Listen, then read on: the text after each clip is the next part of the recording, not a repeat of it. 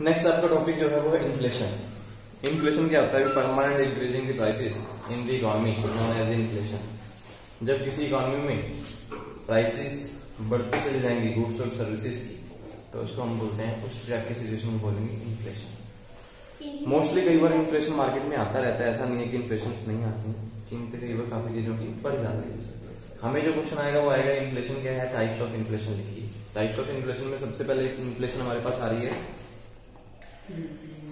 Creeping inflation. Creeping inflation क्या होगी कि प्राइसेस 2% पर ईयर जब बढ़ती चली जाएंगी, समझते हो कि पूरे साल हर साल के अकॉर्डिंग जो कीमत आज मान लीजिए 100 रुपए है, उसमें 2% बढ़ गया तो अगले साल 102 हो जाएगी, फिर अगले साल बढ़ेगी तो 104 कुछ हो जाएंगी, ऐसे 104.50 पैसे हो जाएंगे। तो इस हिसाब से बोल सकते हैं कि पर ईयर जब 2% बढ़ती चली जाएंगी, इस तरह की इन्फ्लेशन को हम क्रीपिंग इन्फ्लेशन या फिर माइल्ड इन्फ्लेशन भी बोल सकते हैं। एक बार आपको दो नंबर कुछ लिखेंगे MILD, माइल्ड इन्फ्लेशन क्या है वो क्रीपिंग इन्फ्लेशन ही होती है।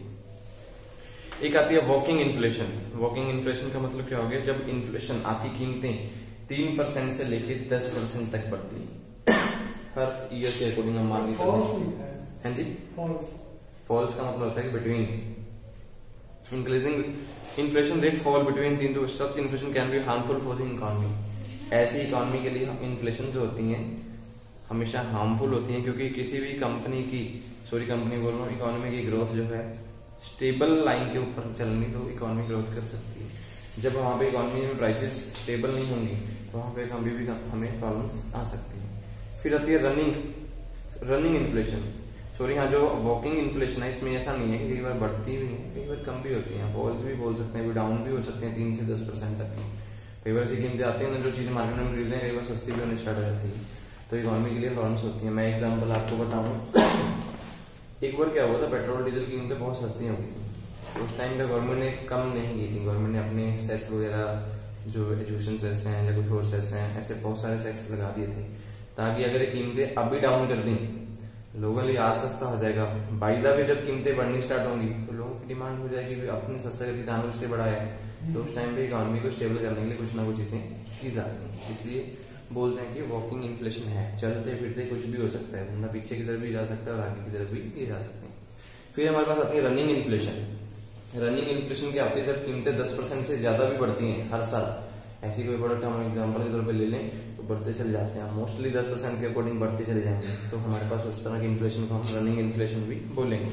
एक होती है हाइपर इन्फ्लेशन। हाइपर इन्फ्लेशन क्या होती है? जब मोर देन 13% या फिर मोर देन 50% भी बोल सकते हैं, 15% से ज्यादा 50% से ज्यादा भी आपकी कीमतें जब बढ़ेंगी। एग्जाम्पल लिए कि 2018 में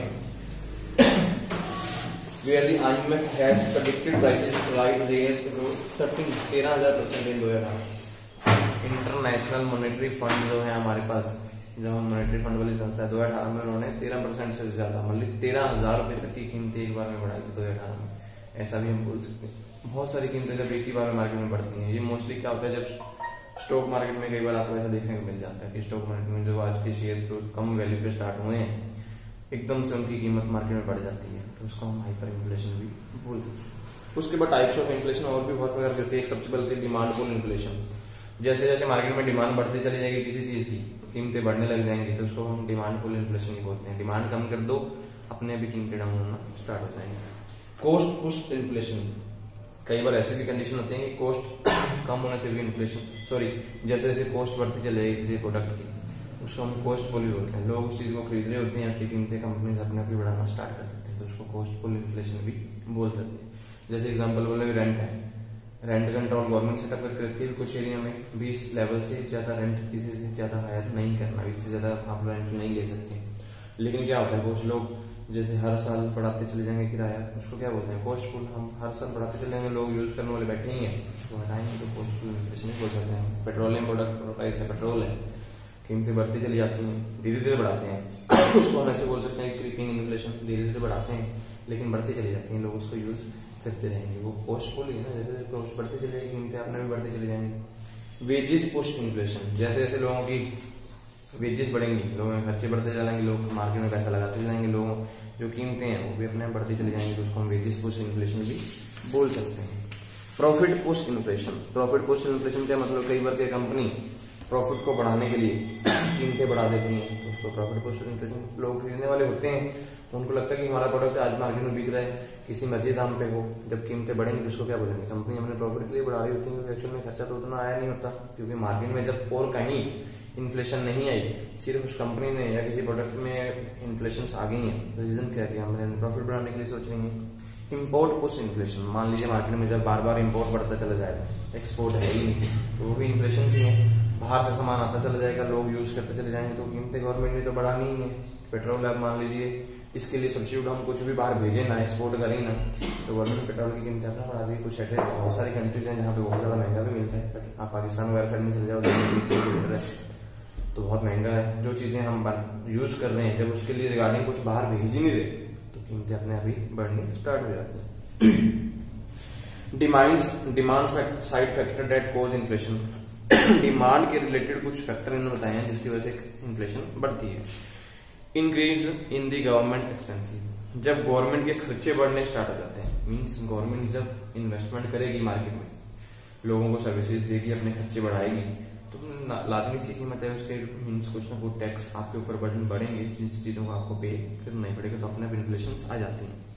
इंक्रीज इन इनकम, अगर लोगों की इनकम बढ़नी स्टार्ट हो जाती है, मान लीजिए लोग पहले 6,000 सैलरी लेते थे, अब आज टाइम 8,000 10,000 सैलरी ले रहे हैं, तो वैसे ही मार्केट में कीमतें भी बढ़नी स्टार्ट हो जाती है, क्योंकि लोगों की डिमांड बढ़ जाती है। जैसे कि इनकम बढ़ेगी, उनकी डिमांड अपने आप बढ़ेगी, जो उनकी वांट्स होती हैं, जो डिजायर्स होती हैं, उनको वो डिमांड में कंप्लीट करना चाहते हैं कि आज हमारे पास ये वांट्स थी, हमने ये सोचा था खरीदेंगे, जब वो चीज खरीदनी स्टार्ट होगी तो कीमतें अपने आप भी बढ़नी स्टार्ट हो जाती हैं। Introduction of a new product, market में जैसे न्यू प्रोडक्ट आए जिसके बारे में लोगों ने सोच के रखा होता है, जब न्यू प्रोडक्ट आएगा तो कीमत हमेशा क्या होगी, हाई होगी, तो फिर अपने आप ही इन्फ्लेशन बढ़ जाती है। और लोग चाहते भी होते हैं कि हमें वो चीज खरीदनी है। आप सिंपल से मोबाइल फोन पे ही चले जाइए, कोई नया फोन आ जाए, उसकी एडवर्टाइजमेंट हो जाए, कुछ भी हो जाए, जैसे नया आईफोन ही आना है, अभी आईफोन 13-14 चल रहा है, शायद 14 चल रहा है, अब नया जैसे 15 आएगा, लोगों की डिमांड पहले से ही होती है, खरीदने वाले रेडी बैठे होंगे, ऑनलाइन हम ऑर्डर लगाएंगे, हमें लेना ही लेना है, तो डिमांड अपने बड़ी होती है, कीमतें अपने भी बढ़ जाती है। इंक्रीज इन इन्वेस्टमेंट, अगर लोगों की इन्वेस्टमेंट लेवल बढ़ने लग जाए, लोगों के पास पैसा जब आ गया, इनकम बढ़ गई, प्रॉफिट लोगों के बढ़ गए, डिमांड्स उनकी बढ़ गई, अपने आप ही कीमतें बढ़ जाएंगी। लोग पैसा मार्केट में लगा रहे हैं, जब लोग पैसा लगाना छोड़ देंगे, अपने आप डिमांड कम हो जाती है, फिर इन्फ्लेशन भी कम हो जाती है। रिडक्शन इन टैक्सेस, अगर गवर्नमेंट टैक्स में कमी ले आती है तो इन्फ्लेशन आएगी है, क्योंकि अगर मान लो गवर्नमेंट आपसे यहाँ से पैसे नहीं कमा रही, दूसरी जगह से पैसे जरूर कमाएगी, एक जगह से छोड़ के दूसरी जगह पैसे जरूर कमाती है, गवर्नमेंट ऐसा नहीं होता, क्योंकि उनको भी पता है कि गवर्नमेंट के पास पैसा जाना भी जरूरी है। इंक्रीज इन एक्सपोर्ट, अगर आपके एक्सपोर्ट बढ़ जाए, एक्सपोर्ट बढ़ने का मतलब क्या होगा, जो चीजें आप लोग बना के बेच रहे हैं बाहर, अगर उसकी कीमतें ज्यादा बेचने लग जाएंगे, तो जैसे एक्सपोर्ट बढ़ेगा, लोगों की जो भी सामान बाहर जा रहा है, हम लोग इसको खरीदते हैं, अपने कीमतें बढ़ जाती हैं, क्योंकि उसका क्या होता है, बेस बन जाता है ना, कि एक चीज को लोग पसंद कर रहे हैं, लोयल चीजें हो जाती हैं, ये चीज बाहर जा रही है, मतलब बाहर के लोग पसंद कर रहे हैं, हम क्यों ना करें, तो वो भी कीमतें बढ़ने के कारण होता है कि लोग यहाँ पर खरीदेंगे तो महंगी ही मिलने वाली है। सप्लाई साइड भी एक इन्फ्लेशन के फैक्टर होते हैं, जैसे डिमांड साइड में देखते हैं, हम सप्लाई साइड में भी सबसे पहले लेस प्रोडक्शन, अगर कंपनीज में लेस प्रोडक्शन हो रहा है, उसके रीजन क्या है, रॉ मटेरियल बहुत महंगा है, ये इन्फ्लेशन का कारण है। अगर कंपनीज में प्रोडक्शन अच्छे हो रहे होंगे तो उनको भी पता होता है कि इनका सामान देना जरूरी है, अगर किसी कंपनी ने हमारा सामान ना खरीदा तो प्रॉब्लम आ जाएगी। जहां पर प्रोडक्शन में प्रॉब्लम आ रही है तो मतलब रॉ मटेरियल वगैरह महंगे है, मार्केट में इन्फ्लेशन हो सकती है। टैक्सेशन, अगर मान लो टैक्स के लेवल्स बढ़ जाएंगे, गवर्नमेंट टैक्स बढ़ा दे तो इन्फ्लेशन अपने भी आ जाएगी, कंपनी के ऊपर बर्डन बढ़ जाएगा, इकोनॉमी के ऊपर बर्डन आ जाएगा। शॉर्टेज ऑफ रॉ मटेरियल, जब रॉ मटेरियल की शॉर्टेज आएगी तो उसका मतलब इन्फ्लेशन ही होता है, मार्केट कंपनी में हमें सामान मिल नहीं रहा कंपनीज को, तो इन्फ्लेशन सही होती है, कीमतें अपने भी बड़ी होती है। उसके बाद होते हैं इंडस्ट्रियल डिस्प्यूट्स, मान लो किसी इंडस्ट्रियल में डिस्प्यूट्स आ गए, झगड़े आ गए, तो इन्फ्लेशन के कारण बने ही होंगे। कोई मान लो जंग लग जाए, जैसे एग्जांपल अभी लगी हुई है यूक्रेन रूस की, उसका इफेक्ट क्या है, सभी कंट्रीज के ऊपर है, कीमतें बढ़ी हुई हैं, पेट्रोल महंगे हैं, और चीजें सामान इधर से आ रही हैं, जो ट्रांसपोर्टेशन में खर्चा पड़ता है, क्योंकि एक लेवल एक कंट्री को ऊपर से जहाज निकल के आने हैं, वो जहाज दूसरी कंट्री में घूम के आ रहे हैं, तो उसके चार्जेस सब लोगों को सफर करने पड़ रहे हैं, क्योंकि जब कोई भी गाड़ी या कोई कुछ भी मोस्टली समुद्री जहाज कुछ भी है, वो लेवल बंद हो गया, वो टाइम ज्यादा लग रहा, तो उतनी कॉस्ट अपने अभी बढ़ती चली जा रही है। होर्डिंग का मतलब होता है कि जब स्पेकुलेटर जैसे होते हैं कि सामान संभाल के रखना स्टार्ट कर देते हैं, उस टाइम पे लाइक हम बोले कि मान लो कोई कोल्ड स्टोरेज में रख दिया, हम लोग सामान मार्केट में नहीं बेचना चाहते, जब कीमतें बढ़ेंगी तब बेचेंगे, तो ये भी सप्लाई साइड है कि हम लोग जो सामान मार्केट में जा रहा है वो बेच बंद ही कर दें, कीमतें अपना ही बढ़ जाएंगी, लोगों की डिमांड आएगी, सामान बेचेंगे तो ज्यादा कीमत पे बेचेंगे। नेचुरल कैलामिटीज का मतलब कोई ऐसी कुदरती आपदा हो जाए, कोई बीमारी आ जाए बहुत जबरदस्त, मतलब कोरोना वगैरह आ जाए तो प्रॉब्लम्स आ सकती हैं। कोई जंग लग जाए, बीच में एक पॉइंट आए वॉर, जंग लगना भी एक कारण है कि कीमतें अपना बढ़ जाएंगी। नेचुरल कैलामिटी में तूफान आया, हड़ आया या भूचाल आया, इससे नुकसान होगा। जब दोबारा से वो चीजें रेनोवेट होकर आएंगी तो आपके पास कीमतें भी ज्यादा पे करनी पड़ेंगी। अभी कोविड टाइम हमने देखा ही है, तो नेचुरल कैलामिटीज में ही ले सकते हैं। ऐसी सिचुएशन आई कि देश एकदम से स्टक हुए, दोबारा से जब स्टार्ट हुए तो कीमतें बढ़ के ही मिली। जो चीजें हम आधी कीमत में खरीदते थे हमें डबल में भी खरीदनी पड़ रही है। फिर आते हैं various measures of inflation. Inflation को मेजर करने के लिए जो हम कंज्यूमर का प्राइस इंडेक्स रखते हैं, उसके लिए हम जो भी सपोर्ट सिस्टम लेके चलते हैं उसको हम मेजर्स में ले सकते हैं। कौन कौन से आते हैं? वेरियस इंडिसेस में होते हैं सबसे पहले producer price index. Producer price का मतलब जो बंदे बनाने वाले हैं वो प्राइस का क्या इंडेक्स सेटअप करते हैं, उसको इन्फ्लेशन से मेजर की जाती है। प्रोड्यूसर ने बोला कि मैं पहले 10 रुपए की रखता था, आज मुझे खर्चा बढ़ रहा है तो मैंने 15 रुपए कीमत कर दी, तो 5 रुपए एक्स्ट्रा आई, तो प्रोड्यूसर का इंडेक्स आ गया ना, उसने इस बेस से उस बेस पे चला गया। उसके बाद wholesale price index, wholesale prices में कितने चेंजेस आए उसको होलसेल प्राइस इंडेक्स बोल सकते हैं। कंज्यूमर प्राइस इंडेक्स, कंज्यूमर की गुड्स सिलेक्शन में कितने चेंजेस आए हैं उसको भी हम कंज्यूमर प्राइस बोल सकते हैं। कंज्यूमर पहले गुड्स को इस कीमत में खरीदते थे, आगे जाकर उन्हें कितने कीमत खरीदना पड़ रहा है, या फिर किस कौन से कंज्यूमर कहाँ पे मूवमेंट हो गई, तो प्राइस इंडेक्स के अकॉर्डिंग उसमें भी लिख सकते हैं। Cost of living indices, living indices का मतलब जो रहने के लिए जो चीजें चाहिए थी, इनकम, कॉन्ट्रेक्चुअल कॉन्ट्रेक्चुअल इनकम, उसको रियल वैल्यू में कैसे मेंटेन कर रहे हैं, तो ये भी तो है ना, रहने के लिए हमें कितने पैसे की जरूरत है, इसमें चेंजेस आ रहे हैं। पहले हमें 10,000 सैलरी मिलती थी, खर्चे बढ़ गए, अभी भी 10,000 रहे तो प्रॉब्लम्स आएंगे, लोग जॉब वगैरह छोड़ेंगे तो मार्केट में प्रॉब्लम्स आ सकती हैं। अगर वही चीज बढ़ जाए सैलरी तो फिर प्राइस लेवल जो है बना रहता है। सर्विस प्राइस इंडेक्स, सर्विसेज में चेंजेस आ जाए, जो सर्विसेज कम कीमत की होती है उनकी कीमतें बढ़ जाएं तो वो भी प्राइस इंडेक्स में ले सकते हैं। जब भी कोई इन्फ्लेशन रेट या फिर प्राइस इंडेक्स आप देखेंगे हमेशा ये होता है कि CPI this year, CPI previous year, जो हमारा पिछले साल का प्राइस इंडेक्स था और इस साल का प्राइस इंडेक्स है, उन दोनों को माइनस करेंगे, मल्टीप्लाई बाय 100 कर देंगे, डिवाइड कर देंगे सीपीआई प्रीवियस ईयर, पिछले साल का जो प्राइस इंडेक्स होगा उसके अकॉर्डिंग हम लेके आ सकते हैं कितना चेंजेस आया प्राइस में। फिर आते हैं इफेक्ट ऑफ इन्फ्लेशन। इन्फ्लेशन आने के इफेक्ट क्या होंगे? अगर बात तुम्हारी का भी कुछ ऐसा हो गया, इन्फ्लेशन मार्केट में आ जाए, इन्फ्लेशन होने से क्या होगा, परमानेंट मार्केट में इंक्रीज जो कीमतें हैं वो बढ़ती चली जाएंगी, तो उससे क्या होगा, सबसे पहले डिस्ट्रीब्यूशन ऑफ इनकम, जो इनकम डिस्ट्रीब्यूशन है मार्केट में उसमें आ जाएगा कुछ ना कुछ प्रॉब्लम्स। कीमतों में जब हम बोल सकते हैं जो लोगों की इनकम से कम बढ़ती हो जाएंगी, अगर मार्केट में कीमतें बढ़ती चली जाएंगी, लोगों की इनकम नहीं बढ़ेगी, तो उसमें रीजंस क्या होंगे, लोगों की डिमांड्स जो है वो कंप्लीट नहीं हो पाएंगी, लोग अपने डिमांड्स को कंप्लीट नहीं कर पाएंगे, तो मूवमेंट होना स्टार्ट हो जाएगा इकोनॉमी में, अनएम्प्लॉयमेंट बढ़ेगी, गरीबी रेखा बढ़ेगी, स्टैंडर्ड लोगों का डाउन होता चला जाएगा, तो बहुत सारी प्रॉब्लम्स निकल के आती हैं। उसके बाद सेविंग, लोगों का सेविंग लेवल चेंज हो जाएगा। जो लोग मान लो 10,000 की इनकम में पहले जो खर्चे करते थे उसमें से 1,000 में पर मंथ सेव कर रहे थे, अगर वो कीमतें बढ़ जाएं तो सेविंग में डाउन हो जाएगा, क्योंकि 10,000 में से लोगों को जो 1,000 चाहते थे वो भी उनको खर्च करना पड़ेगा, तो उसमें उनका सेविंग लेवल भी खत्म हो जाएगा। प्रोडक्शन, जब ड्यूरिंग इन्फ्लेशन आएगी कीमतें बढ़ेंगी तो प्रोडक्शन लेवल भी कम हो जाएंगे, क्योंकि कंपनी को गुड्स बनाने में क्या होगा, कीमतें ज्यादा पे करनी पड़ेंगी, उस कीमत पे मार्केट में सामान बेच नहीं सकते और लोग उस कीमत में खरीदना नहीं चाहते जितनी कंपनी बढ़ाना चाहती है, तो प्रोडक्शन अपने डाउन, कंपनी स्लो हो जाएंगी, मार्केट में सामान बिकना भी कम हो जाएगा। बैलेंस ऑफ ट्रेड, जो ट्रेड का बैलेंस होता है इम्पोर्ट एक्सपोर्ट का, वो भी बिगड़ जाएगा। लोग सामान बनाएंगे नहीं, बाहर भेजेंगे नहीं, सिर्फ बाहर से सामान मंगाएंगे, तो इकोनॉमी के ऊपर इसका इफेक्ट पड़ जाएगा, गवर्नमेंट के ऊपर बर्डन बढ़ेगा, बजट जो है वो भी डेफिसिट में जाने स्टार्ट हो जाएंगे। फिर आता है मेजर टू कंट्रोल इन्फ्लेशन। अगर मार्केट में इन्फ्लेशन आ जाए तो इनको कैसे मेजर करके कंट्रोल किया जा सकता है? 2 पॉलिसी गवर्नमेंट की चलती है, monetary policy and fiscal policy. Monetary policy किससे डील करती है? Supply of the currency in the economy. पूरी इकोनॉमी में पैसे को सप्लाई करना हो तो उसको बोलते हैं मॉनेटरी पॉलिसी। मॉनेटरी पॉलिसी का जो मेन टूल है वो आरबीआई, किसी भी इकोनॉमी का सेंट्रल बैंक होता है, हमारी इकोनॉमी का सेंट्रल बैंक है reserve bank of India. Reserve bank of India का मतलब ये नहीं होता कि आपको वो पैसे छाप के मार्केट में दे देंगे कि चलो भी इन्फ्लेशन हम करते हैं, ऐसा नहीं होता, इकोनॉमी पैसे नहीं छापे जाते, लेकिन किसी न किसी बेस पे कुछ छूट दिए जाएंगे, इंटरेस्ट रेट कम कर दिया जाएंगे, सेविंग इंटरेस्ट रेट बढ़ा देंगे, लोन आपको ज्यादा दिए जाएंगे, लोन में आपको छूट दे देंगे कि आप 1-2 साल के लिए किस्त नहीं भरने, अगर टाइम पे पैसे भरोगे तो कुछ % आपको पैसा छोड़ दिया जाएगा जो इंटरेस्ट का पैसा है। शायद हम लोग एग्जाम्पल सिंपल से बढ़ मिले तो कोरोना टाइम में ऐसा बहुत कुछ हुआ, आरबीआई महीने में 1-2 बार जरूर लोगों से बातचीत करते थे, जैसे न्यूज में आता था, जैसे आज प्रधानमंत्री का भाषण आना है, उन्होंने कुछ ना कुछ बोलना है, जैसे सुनने के लोग बैठते थे कि नया क्या होने वाला है, उसी टाइम पे जैसे आरबीआई गवर्नर भी बैठता था, तो वो भी कुछ ना कुछ बताता था, अभी आज हमने ये रेट इंटरेस्ट रेट इतने कम कर दिए, ब्याज के रेट इतने कम कर दिए, लोन आपको बहुत सिंपल तरीके में कर दिए, 10-15 हजार का लोन, 50 हजार का लोन नॉर्मल नॉर्म्स में आप ले सकते हैं, 1 साल के लिए किस्त भी नहीं भरनी अगर ज्यादा लोन लेंगे तो।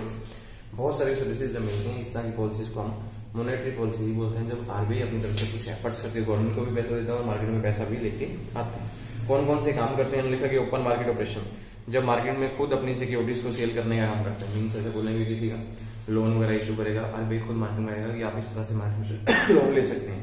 रेजिंग द रिजर्व रिक्वायरमेंट, जिन लोगों की रिक्वायरमेंट होती है, रेजिंग रिक्वायरमेंट जैसे बोल सकते हैं, जिन लोगों को पैसे की जरूरत होती है उनको इजीली बेस पे पैसा पहुंचाना, नॉर्म्स सिंपल कर देना, इस तरह से भी मॉनेटरी पॉलिसी हमारी मार्केट में काम आएगी। Raising the discount rate, bank rate, जितने भी बैंक रेट होते हैं, CLR, SLR, cash reserve ratio या फिर स्ट्रेच लिक्विडिटी रेट हो या फिर बैंक सेविंग रेट, इनमें कभी बढ़ा देना या कभी कम कर देना, इन चीजों को भी देख सकते हैं। अगर मान लो मार्केट में पैसा नहीं आ रहा तो हमेशा इंटरेस्ट रेट बढ़ा देंगे जो सेविंग के ऊपर है या फिर एफडी पॉलिसी के ऊपर। आज के टाइम में सेविंग के ब्याज कितना मिल रहा है, 3%, 3.5% या लगभग 4%। पहले 8-9% था, जब मार्केट में होता ही नहीं था सेविंग लेवल। आज के टाइम में लोगों के पैसा बैंकों में बहुत ज्यादा है, लोग सेव भी करते हैं, सेविंग रेट अपना डाउन है। अभी लोग बंद करते हैं, पैसा घर में रखना स्टार्ट करते हैं, मार्केट में अपने कीमतें बढ़ जाएंगी कि हम लोग आपको ज्यादा ब्याज देंगे, तो ये आरबीआई की तरफ से सेटलमेंट होती है। Selective credit control policy, credit को कैसे कंट्रोल करना है उनके ऊपर भी आरबीआई खुद काम करते हैं कि कैसे लोगों को उधार में पैसा देना है, किस बेस पे देना है, नॉर्म्स खुद आरबीआई खुद सेटअप करने लग जाता है। एक और हमारे पास पॉलिसी है जो इन्फ्लेशन को कंट्रोल करने के लिए यूज करती है, वो है गवर्नमेंट की fiscal policy. Fiscal policy deal करती है with the government expensive and incomes, government कितने खर्चे करेगी और गवर्नमेंट कहां से इनकम कमाएगी। गवर्नमेंट मार्केट में खुद पैसा लगाना स्टार्ट कर देती है, लोगों के लिए कुछ ना कुछ फैसिलिटीज लेके आएगी, तो उस टाइम को हम बोलते हैं कि जब मार्केट में कीमतें बढ़ी हुई हैं तो लोगों की सपोर्ट कैसे की जाती है। हम जैसे बीच देखते कोरोना टाइम में कीमतें बढ़ी हुई थी, जिन लोगों का सामान थे वो महंगे बेच रहे थे, गवर्नमेंट ने सेटअप किया था कि इस कीमत से ज्यादा का सामान कोई नहीं बेचेगा, प्लस गवर्नमेंट ने अपनी तरफ से लोगों को फ्री राशन, लोगों के खाते में पैसे गवर्नमेंट ने खुद दिए थे, वो गवर्नमेंट के एक्सपेंसिव हो जाते हैं। लेकिन जैसे नॉर्मल स्टेबल आती है इकोनॉमी तो गवर्नमेंट इंक्रीज इन टैक्स बढ़ा देती है। गवर्नमेंट से आपके पास लिखा हुआ फिस्कल पॉलिसी में गवर्नमेंट क्या काम कर सकती है, इंक्रीज इन टैक्सेस, टैक्स बढ़ा देगी गवर्नमेंट ताकि पैसे गवर्नमेंट के पास पहुंचते चले जाएं और मार्केट में सप्लाई होते चले जाएं। डिक्रीजिंग गवर्नमेंट एक्सपेंसिव, गवर्नमेंट के खर्चे जो है कम भी कर देती है गवर्नमेंट, जब इनकम बढ़ाएगी तो उन्हें खर्चे कम कर देगी, पहले पैसे इकट्ठे कर लेगी फिर लोगों के पास पहुंचा देगी जब लोगों को जरूरत होगी, टाइम होगा। फिर आते हैं डायरेक्ट कंट्रोल मेजर, डायरेक्ट भी कंट्रोल मॉनेटरी और फिस्कल पॉलिसी को छोड़ के, जब डायरेक्ट कंट्रोल कौन से होते हैं इन्फ्लेशन को कम करने के लिए, प्राइस कंट्रोल एंड रेशनिंग, जब गवर्नमेंट प्राइस को कंट्रोल करने की कोशिश करती है, सेटअप कर देगी इस एरिया में इस लेवल से हमें ज्यादा जाना नहीं। हमने पढ़ा था प्राइस फ्लोर और प्राइस सीलिंग, शायद आप लोगों के साथ पढ़ाई था, जब गवर्नमेंट सेटअप कर दी थी कि इस सीलिंग लेवल है, इससे ज्यादा हमें कीमत रखनी है, प्राइस फ्लोर भी इससे ऊपर की कीमतें रहेंगी, इससे कम हम भी कम नहीं करने वाले। Anti hoarding campaigning, anti hoarding campaigning का मतलब क्या होगा कि अननेसेसरली जो चीजें मार्केट में आती हैं उन चीजों के ऊपर रोक लगाई जाएगी, इन चीजों की जरूरत नहीं है। मोस्टली हम देखें एग्जाम्पल गवर्नमेंट ने स्टेबल कर दिया था कि चाइनीज प्रोडक्ट मार्केट में आएंगे नहीं, इन चीजों को बंद कर दिया जाएगा, हम खुद अपना सामान बनाएंगे और वो चीजें बेचेंगे, उसका बेनिफिट ज्यादा होगा। तो फिस्कल पॉलिसी ऐसे भी कंट्रोल कर सकते हैं, जो चीजें बाहर से मंगाए जा रहे हैं उसका बर्डन बढ़ रहा है तो क्यों ना लोगों को उस चीज के लिए प्रेरणा दी जाए कि ये चीज बनाइए और उसका बेनिफिट आप खुद ले सकते हैं। कंपल्सरी सेविंग, और लोगों के लिए कंपल्सरी करते हैं कितना सेविंग रखना होगा, जैसे मोस्टली प्राइवेट बैंकों में है, बैंक में खाता खुलाया हुआ है, कंपल्सरी कर दिया था कि 5,000 बैंक में चाहिए, नहीं रखोगे तो आपको टैक्स लगेंगे, तो अपने आप ही कंपल्सरी सेविंग स्टार्ट हो गई थी। उससे भी इन्फ्लेशन हो सकती है, जो लोगों का पैसा मार्केट में आ रहा है अपने आप कीमतें कम होनी स्टार्ट हो जाएंगे। फिर लास्ट में हमारे पास इन्होंने लिखा कि डिटर्मिनेशन ऑफ इक्विलिब्रियम, इन्फ्लेशन या डिफ्लेशन गैप। जब मार्केट में कभी भी इन्फ्लेशन आती है या कोई डिफ्लेशन आती है तो इक्विलिब्रियम कैसे सेटअप कर सकते हैं, वो गवर्नमेंट इन्हीं पॉलिसी के थ्रू ही कर सकती है। मार्केट में कीमतें अगर बढ़ेंगी, मान लो इक्विलिब्रियम पॉइंट क्या होता है, हम नॉर्मली जैसे देख रहे थे, यहाँ पर इक्विलिब्रियम पॉइंट है सेम, जिस पॉइंट पे हमारी प्राइस और डिमांड जो है एक जगह पे कंप्लीट होती है, इक्विलिब्रियम पॉइंट बोलेंगे जहाँ पे हमें डिमांड और सप्लाई कंप्लीट हो रही है। मार्केट में अगर कीमतें बढ़ जाएंगी तो क्या होगा भाई, इक्विलिब्रियम पॉइंट में भी यहाँ पे चला जाए, तो डिमांड सप्लाई कंप्लीट करेंगे, कीमतें बढ़ी जाएंगी, मार्केट में कुछ भी हो सकता है, या फिर डिफ्लेशन आएंगी तो हो सकता है इधर ही आ जाए भाई, यहाँ यहाँ पर भी आ सकता है, कुछ भी हो सकता है, ये तो कांस्टेंट है। कीमतें बढ़ेगी तो ऊपर की तरफ, कीमतें कम होगी तो नीचे की तरफ आ जाएगा इक्विलिब्रियम पॉइंट। उस टाइम पे गवर्नमेंट क्या कर सकती है, अपने वही टूल्स यूज करेगी इक्विलिब्रियम पॉइंट के लिए, मॉनेटरी पॉलिसी और फिस्कल पॉलिसी। इन्हीं दो बेस पे जब भी इकोनॉमी में वो अप डाउन आएंगे इस लेवल पे लेके आने के लिए गवर्नमेंट कुछ भी कर सकती है। सप्लाई ऑफ करेंसी मार्केट में या अपने खर्चे बढ़ा देगी, लोगों के लिए सर्विसेज लेके आ जाएगी, तो उस तरह से इक्विलिब्रियम पॉइंट को एक लेवल पे लेके आ सकते हैं। आपकी बुक में दिखाया गया वो इस तरह से दिखाया गया, इस लेवल पे जाके दिखा रहे हैं, ऐसे कुछ है ना, डिमांड ये बढ़ के भी यहाँ पे इक्विलिब्रियम आ रहा है, जय बनाया हुआ यहाँ पे यहीं पर दिखा दिया, यहाँ पे कीमतें कम बेस पे दिखा रहे हैं। हमेशा कांस्टेंट पे चलती तो इकोनॉमी यहाँ रहती है। हमेशा गवर्नमेंट चाहती भी ऐसा है कि मार्केट में जब भी इकोनॉमी है वो स्टेबल लेवल पे चलती रहे, जितनी स्टेबल रहेगी उसका बेनिफिट हमें ज्यादा उसका होने वाला है। अगर इकोनॉमी में प्रॉब्लम्स आएंगी तो लोगों के ऊपर ही बर्डन आते हैं, कीमतें ज्यादा कम होगी तो लोगों के लिए दर्द ज्यादा होता है, क्योंकि उसमें क्या गवर्नमेंट कुछ ना कुछ टैक्स आपके लिए बढ़ाएगी, जिस बेस पे आपको खर्चे करने ही पड़ेंगे। कीमतें बढ़ गई तो गवर्नमेंट उसको कंट्रोल करने कुछ ना कुछ सेटअप करेगी। मोस्टली ज्यादातर गवर्नमेंट जो सेटअप करती है वो यही करेगी, या तो फिस्कल पॉलिसी सेटअप करेगी, नहीं तो इसको सेटअप करती है, प्राइस के लिए फ्लोर लेके आएगी या फिर सीलिंग लेवल लेके आएगी। फ्लोर होता है कि इस लेवल से नीचे की कीमत नहीं होनी चाहिए, सीलिंग होनी चाहिए इससे ऊपर बढ़ने नहीं चाहिए, ऐसा कुछ सेटअप करते हैं। तो उस बेस पे गवर्नमेंट कुछ भी कर सकती है इक्विलिब्रियम को लेके आए, मार्केट में इक्विलिब्रियम पॉइंट को लेके आने के। फिर हमारे पास आता है कंसेप्ट ऑफ मल्टीप्लायर। मल्टीप्लायर क्या होता है? मल्टीप्लायर एक ऐसा सिस्टम है जिससे इक्विलिब्रियम पॉइंट को लेवल में लेके आ सकते हैं। हम ऐसे बोल सकते हैं कि level of the income caused by the change in level of aggregate supply. Multiplier एक ऐसा कंसेप्ट कोएफिशिएंट कंसेप्ट होगा जिससे इन्फ्लेशन को मेजर किया जा सकता है, कितनी बढ़ी और कितनी कम हुई, उसको इक्विलिब्रियम पॉइंट पे लेके हम लोग आ सकते हैं। मल्टीप्लायर कितने प्रकार के सकते हैं? सबसे पहले types of investment multiplier. Investment multiplier जब मार्केट में इन्वेस्टमेंट होना स्टार्ट हो जाएगा, लोगों से इन्वेस्टमेंट करवाई जाएगी, कीमतों को डाउन लेके आ जाएगा। दूसरा हमारे पास इन्होंने उसके बाद लिखा हुआ है सेविंग के बेस पे भी आता है, इन्वेस्टमेंट सेविंग एक ही इन्होंने लिखा है, कोई कुछ लिखा नहीं है। उसके बाद use of the multiplier. Multiplier को कहाँ पे यूज करेंगे? Equality between saving and investment. Saving और इन्वेस्टमेंट में इक्वालिटी ली जाए, जो लोग सेविंग कर रहे हैं उनको भी सेम पैसा दिया जाए, जो इन्वेस्टमेंट कर रहे हैं उनको भी सेम पैसा दिया जाए। बहुत ज्यादा लोग ऐसे होते हैं ना, मार्केट में सीधा डायरेक्ट पैसा लगाते हैं, कुछ लोग बैंकों में सेविंग करते हैं, जहाँ सेविंग नहीं करना तो सेविंग करवाई जाए, तो उस बेस पे इक्विलिब्रियम पॉइंट लेके आ सकते हैं हम लोग। एनालिसिस ऑफ ट्रेड साइकिल, व्यापार का क्या साइकिल चल रहा है, कितना इंपोर्ट हो रहा है, कितना एक्सपोर्ट हो रहा है, कौन सी गुड्स कितने टाइम के लिए मार्केट में यूज हो रही है, उसमें सेटलमेंट की जाए, उनकी प्राइस बेस पे, डिमांड बेस पे, सप्लाई बेस पे। Formulation of economic policy, government खुद अपनी पॉलिसी बना के उसको पूरी इकोनॉमी में लागू करवाए तो जो है इन्फ्लेशन कम हो सकती है। गवर्नमेंट ने जैसे मैं एग्जाम्पल बोल दी प्राइस फ्लोर से इससे ज्यादा कीमतें कम नहीं होनी चाहिए, तो गवर्नमेंट ने खुद सेटअप किया होता है, उससे कम कीमतें कम कोई भी गवर्नमेंट करती है तो हम समझा पीछे होते। जैसे कीमतें बहुत बढ़ती पेट्रोल की, तो गवर्नमेंट ने सेटअप कर दिया कि सभी स्टेट्स पेट्रोल की कीमतों में डाउन करें, अपने अपने टैक्स कम करें। बहुत सारे स्टेट्स ने किए थे, अपने जो वैट थे उसको कम कर लिया था, एकदम से 10-15 रुपए कम हुए थे सभी स्टेट्स में मोस्टली। तो ऐसा जब गवर्नमेंट सेटअप करेगी तो कोई पॉलिसी बनाएगी तो पूरी इकोनॉमी के लिए सेटअप करती है। इंपॉर्टेंस इन इन्वेस्टमेंट, मोस्टली जो इन्वेस्टमेंट के ऊपर इंपॉर्टेंस दी जाएगी तो जाके मार्केट में जो इन्फ्लेशन उसको डाउन कर सकते हैं। इंपॉर्टेंस ऑफ पब्लिक इन्वेस्टमेंट, लोगों को ज्यादा बोला जाएगा पब्लिक इन्वेस्टमेंट की जाए। पब्लिक इन्वेस्टमेंट कैसे होगा कि लोगों के लिए कुछ गोल्ड बॉन्ड या फिर गोल्ड बिस्किट में आप लोग स्कीम लगा जाते हैं, या कोई पॉलिसी किसी भी कंपनी की शेयर इश्यू करवा दी, जैसे पीछे LIC के आए थे कि जिन्होंने लोगों ने शेयर खरीद सकते हैं, इनिशियल पब्लिक ऑफर आया था, वो लोगों ने इन्वेस्टमेंट किया था। तो उससे क्या होता है कि इन्फ्लेशन अपने अपने मार्केट में कम आ सकते हैं। जब मार्केट में पैसा आ जाएगा तो अपने भी कीमतें डाउन हो जाएंगी। डेफिसिट फाइनेंसिंग, कोशिश ये करनी है बजट ऑलवेज डेफिसिट बेस पे ना जाए, उनको एफिशिएंसी बेस पे लेके आए। गवर्नमेंट खर्चे कम करे और इनकम गवर्नमेंट ज्यादा हो तो जाके इक्विलिब्रियम पॉइंट में रिसेट कर सकते हैं। लीकेज ऑफ मल्टीप्लायर, मल्टीप्लायर के लीकेज क्या होंगे? आइडल सेविंग, अगर लोगों की आइडल सेविंग है, लोग अपनी सोच के अकॉर्डिंग सेविंग कर रहे हैं, उनको लगता है कि सेविंग करने में कोई बेनिफिट नहीं है, कम सेविंग करते हैं तो अपने प्रॉब्लम्स आ जाएंगे। इकोनॉमी में इम्पोर्ट जितना ज्यादा इम्पोर्ट होगा कीमतें उतनी ज्यादा बढ़ती चली जाएंगी, क्योंकि सामान बाहर से आएगा महंगा, मार्केट में बिकेगा महंगा, हमें कीमतें ज्यादा पे करनी पड़ेंगी। होर्डिंग, अगर लोग सामान संभाल के रखना स्टार्ट कर देंगे, अपने आप कीमतें बढ़नी स्टार्ट हो जाएंगी। अगर सामान बनता रहे, टाइम पे मार्केट में पहुंचता रहे उतनी कीमत पे, तो कभी भी कीमत में कभी बढ़ेंगी नहीं, इन्फ्लेशन कभी आएगी नहीं। टैक्स, जितने ज्यादा टैक्स के बर्डन बढ़ेंगे, टैक्स गवर्नमेंट को बढ़ाने पड़ते हैं, जितने टैक्स बढ़ते चले जाएंगे कीमतें अपने बढ़ेंगी, इन्फ्लेशन भी आ जाएगी।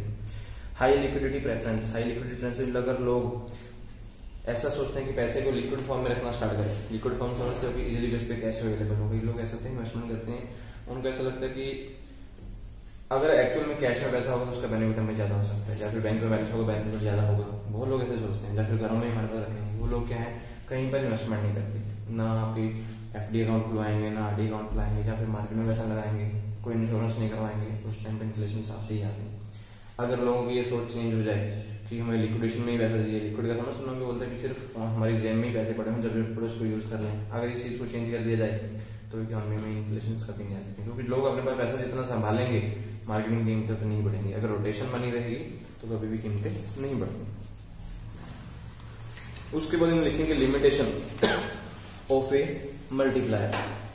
मल्टीप्लायर की लिमिटेशन क्या होगी, एक तो टाइमलेस फिनोमिना होता है, इसमें टाइम का कम नहीं होता है। जब भी लेकिन गवर्नमेंट लेके आएगी इन्फ्लेशन को कंट्रोल करने के लिए आएगी, वो टाइमलेस कुछ कम टाइम के लिए होते हैं। जैसे इन्फ्लेशन कंट्रोल होते हैं फिर चीजें हट जाती हैं, दोबारा फिर कीमतें बढ़ना स्टार्ट हो जाती हैं।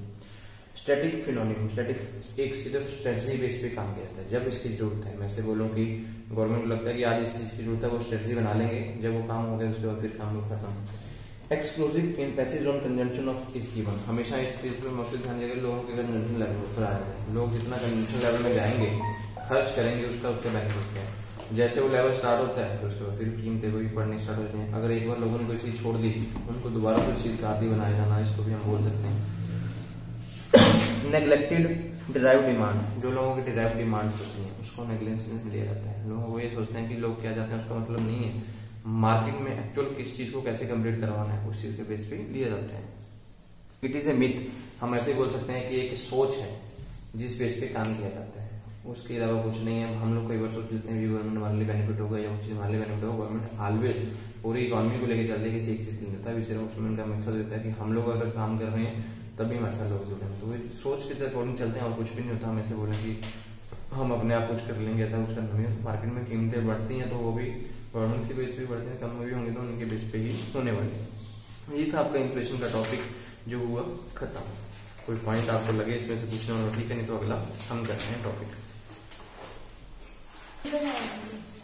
हाँ क्या पता उधर मैं देख आया हूँ, उधर वो इधर आ जाएंगे अपने आप।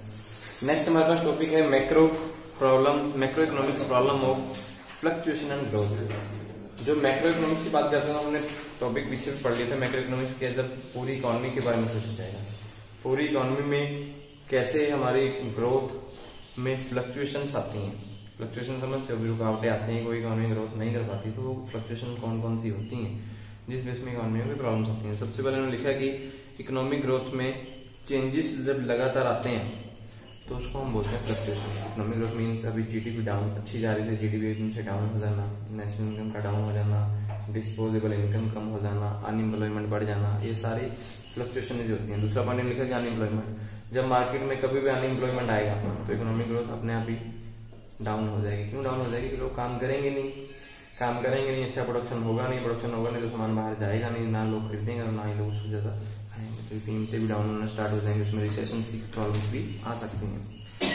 इन्फ्लेशन ये भी एक तरह की इकोनॉमिक ग्रोथ में आती है। कई बार इन्फ्लेशन से आ जाएंगे तो इकोनॉमिक ग्रोथ के ऊपर फर्क पड़ता है। कीमतें बढ़ेंगी, लोग इन्वेस्टमेंट लेवल खत्म कर देंगे, सेविंग करेंगे नहीं, लोगों के खर्चे बढ़ जाएंगे, लोग क्या है कंजम्पशन लेवल को भी कम कर लेंगे। उसके बाद इन्होंने अलग अलग पॉइंट को आगे डिफाइन किया कि बहुत सारे ऐसे पॉइंट्स हैं, वेरियस प्रॉब्लम्स हैं किसी भी इकोनॉमिक ग्रोथ में। कौन कौन सी प्रॉब्लम? सबसे पहले अनएम्प्लॉयमेंट, जिसके बारे में हम बात कर चुके हैं। जब लोग काम कर, लोगों को काम नहीं मिलता, जब इन लोगों को काम मिलता है तो अपनी सोच के अकॉर्डिंग काम नहीं करते। कई बार सीजनल बेस पे अनएम्प्लॉयमेंट, कई बार होता है कि ऐसे हम बोल सकते हैं कि ट्रेड साइकिल अनएम्प्लॉयमेंट, कुछ भी अनएम्प्लॉयमेंट हो सकती है।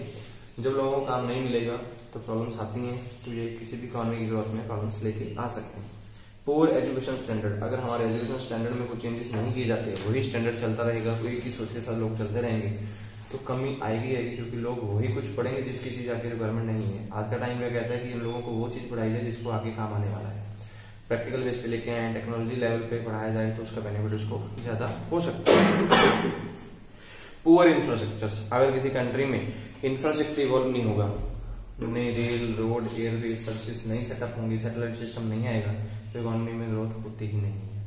बैलेंस ऑफ पेमेंट डेटरेशन, जो बैलेंस ऑफ पेमेंट इसको बोल सकते हैं कि गवर्नमेंट के खर्चे ज्यादा हो, इनकम कम हो, इंपोर्ट ज्यादा करती चले, एक्सपोर्ट कम हो, तो उसमें बैलेंस ऑफ ट्रेड चलता है कि उसमें बैलेंस ऑफ पेमेंट्स रहती हैं। गवर्नमेंट को अपनी जेब से पैसे जब देने पड़ेंगे तो इकोनॉमिक ग्रोथ कभी भी नहीं हो सकती।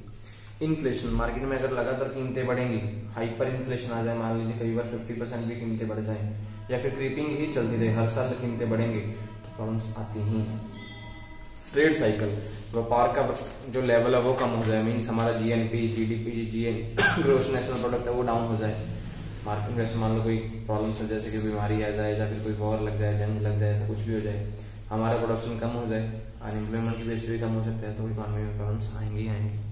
इकोनॉमिक ग्रोथ मीन्स जब हमारी लेबर फोर्स मूवमेंट करना स्टार्ट कर दे, हाइट में ऐसे बोल सकते हैं, लेबर टर्नओवर मार्केट में बढ़ जाए, लोग काम छोड़ के दूसरी जगह मूवमेंट करें, कई बार होता है यहाँ से ही छोड़ दे, दूसरी जगह काम ना मिले तो प्रॉब्लम्स आ सकती हैं। इकोनॉमिक ग्रोथ में जीडीपी डाउन हो जाए तो इकोनॉमिक ग्रोथ अपने आप ही हो जाएगी।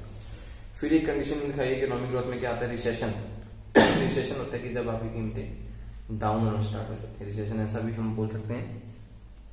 Recession failure of business investment plan, जब रिसेशन ऐसी कंडीशन होती है जब बिजनेस के प्लान्स होते हैं, या फिर बिजनेस के लिए जो बिजनेस चल रहे थे उनको फेल होना स्टार्ट हो जाता है, तो उसको हम बोल सकते हैं रिसेशन। कीमतें मार्केट में डाउन हो गई, एक्चुअल में बिजनेस चलाने के लिए जो चीजों की जरूरत थी वो चीज खत्म हो गई, बिजनेस के जो प्लान हमने सोचे हुए थे वो खत्म हो जाते हैं, तब उसको हम ऐसी कंडीशन को रिसेशन बोल सकते हैं। रिसेशन के इफेक्ट क्या पड़ते हैं, सबसे पहले अनएम्प्लॉयमेंट स्टार्ट होने, कंपनी अपना, जब कोई कंपनी के प्लान्स खत्म हो रहे हैं, फेल हो रहे हैं, कंपनी चलना ही बंद हो रही है, तो लोगों की चटनी करेगी, सब लोगों को बाहर निकालेगी, तो अनएम्प्लॉयमेंट अपने आप ही हो जाएगी।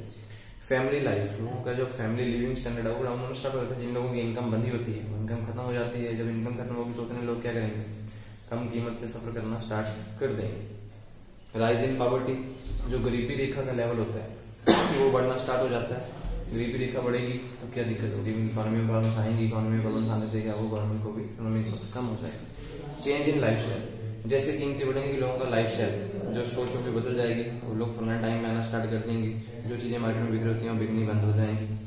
बिजनेस अपॉर्चुनिटी, जो बिजनेस के लिए जो अपॉर्चुनिटीज होती हैं, बिजनेस को ऐसे बढ़ाया जा सकता है, वो कम हो सकती है, बिजनेस आगे बढ़ेंगे नहीं, बिजनेस बंद होना स्टार्ट हो जाएंगे तो इकोनॉमी में डाउनफॉल आना स्टार्ट हो जाएगा।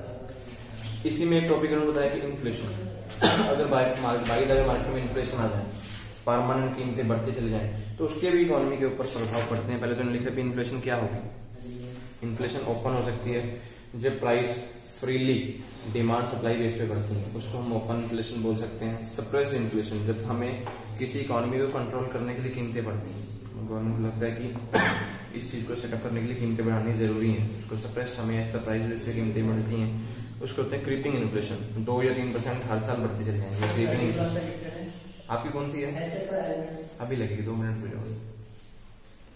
क्रीपिंग इन्फ्लेशन, जो मार्केट में हर साल 2 से 3% बढ़ेगी कीमतें, उसको हम क्रीपिंग इन्फ्लेशन भी बोल सकते हैं। या फिर डिमांड पुल इन्फ्लेशन, जब मार्केट में डिमांड बढ़ेगी तो बहुत सारी कीमतें बढ़ती चलनी चाहिए, लोग पसंद करेंगे किसी चीज को, जितनी मर्जी में बेचते चले जाए लोग खरीदेंगे। डिमांड साइड के कुछ फैक्टर बोले थे मार्केट में, मनी सप्लाई, वैसे ये फैक्टर है हमने पीछे पढ़ लिए थे, वही फैक्टर भी, अगर डिमांड में कैसे हम पैसे के कारण से बहुत सारी बढ़ी हुई सप्लाई पहुंच जाता मार्केट में, अपने आप डिमांड बढ़ जाएगी, लोगों की इनकम बढ़ी हुई है, तो कॉस्ट पुल इन्फ्लेशन भी हो सकती है। कई बार मान लो कि उन्होंने सामान बनाने के लिए कीमतें ज्यादा लगेगी, गुड्स बनाने के लिए पहले 10 रुपए लग रहे थे, 15 लगने लगे, तो अपने आप मार्केट में इन्फ्लेशन आ जाएगी, वही सामान मार्केट में महंगा बिकेगा। उसके बाद क्या है, मार्केट में एक प्रॉब्लम और भी आती है, अनएम्प्लॉयमेंट। अनएम्प्लॉयमेंट क्या होता है, जब लोगों को काम नहीं मिलता, लोग अपनी कैपेबिलिटी के अकॉर्डिंग काम को नहीं ले पाते हैं, तो अनएम्प्लॉयमेंट उससे भी जनरेट होती है। अनएम्प्लॉयमेंट जब भी देखिए अलग अलग टाइप की है, तो कौन कौन सी होगी, सबसे पहले क्लासिकल अनएम्प्लॉयमेंट, एक ऐसी अनएम्प्लॉयमेंट होती है जो मार्केट में हमेशा आएगी जब real wages for worker in economy are too high, actual में जो लोग चाहते हैं कि उनको इतनी कीमतें मिलनी चाहिए, ये होती है ऐसी क्लासिकल अनएम्प्लॉयमेंट, जब लोगों को वेजेस उतनी नहीं मिल पाती जितनी वो लोग चाहते हैं, तो उस टाइम बाद अनएम्प्लॉयमेंट जनरेट होती है कि वो लोग काम ही नहीं करते। हम मार्केट में लेने जाए जॉब, हम बोले जाए कि 5-8 मिलेंगे, हम बोलेंगे हम 12 लेने वही से वहाँ पे जॉब लेते हैं, अनएम्प्लॉयमेंट जनरेट होगी, लोग काम ही नहीं करेंगे क्योंकि लोगों के खर्चे उतने होते हैं। साइकिल का अनएम्प्लॉयमेंट, मान लीजिए चलते चलते बिजनेस फेल हो जाए, लोगों की जॉब खत्म होने स्टार्ट हो जाए, कई बार ऐसा होता है ना कि अच्छा बिजनेस साइकिल चल रहा है, बिजनेस फेल हो गए तो अपने आप अनएम्प्लॉयमेंट जनरेट होगी।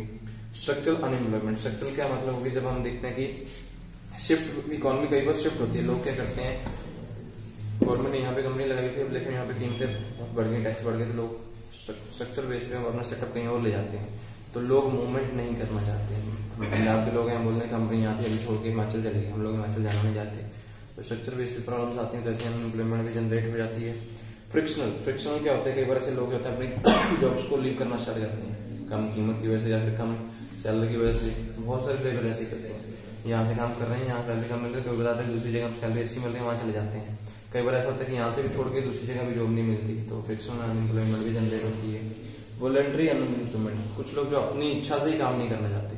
जैसे मैं बोलूँ कि मैंने बीकॉम की है, मैं अकाउंटेंट का काम कर रहा हूँ, मुझे कोई काम मिल नहीं रहा और कोई काम मिल रहा है तो मैं करना नहीं चाहता, मेरा स्टैंडर्ड डाउन हो रहा है। वो लोग किसी को दिखाने के लिए बोलते हैं कि हमें ये काम करने कोई बोलेगा, तो उस टाइम पे भी वॉलंटरी अनएम्प्लॉयमेंट भी निकल के आती है। तो ये थी आपके आज के, इतना का टॉपिक बहुत है, बाकी हम लोग कल करते हैं।